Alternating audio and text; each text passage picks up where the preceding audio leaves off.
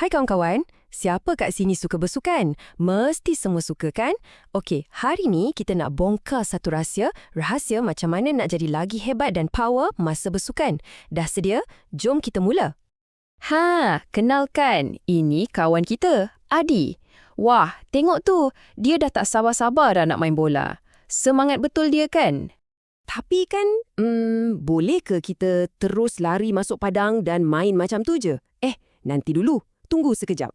Ada satu benda yang sangat-sangat penting kita kena buat dulu. Ya, betul tu. Kita kena panaskan badan. Ini adalah benda yang paling-paling penting sebelum kita nak mula main apa-apa sukan pun.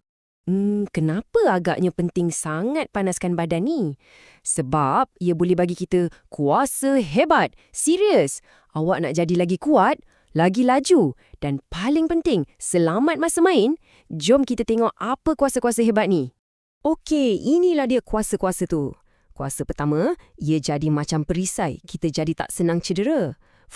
Kuasa kedua, otot-otot kita semua dah bersedia macam enjin yang dah panas, ready nak pecut. Lepas tu, darah kita pun akan berjalan dengan lancar. Laju je. Ini bagi kita banyak tenaga. Seterusnya, badan kita akan jadi lebih fleksibel, lagi lentur, senang nak bergerak.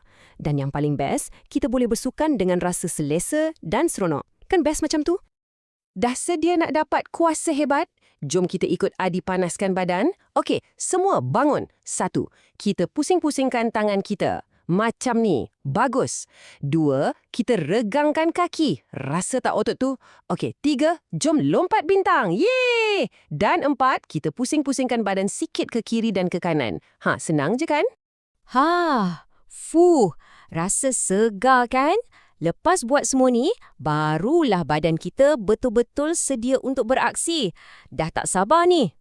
Betul! Sekarang kita dah 100% sedia. Dan yang paling penting, selamat. Jadi tak payah risau-risau dah pasal sakit-sakit ke, cedera ke. Jom kita main. Tengoklah Adi sekarang. Laju je dia lari, nampak seronok sangat dia main. Semua ni sebab apa? Sebab dia dah panaskan badan dengan betul. Jadi, kawan-kawan semua ingat tahu, mesej paling penting hari ni ialah sentiasa panaskan badan sebelum bersukan. Okey? Selamat bersukan semua!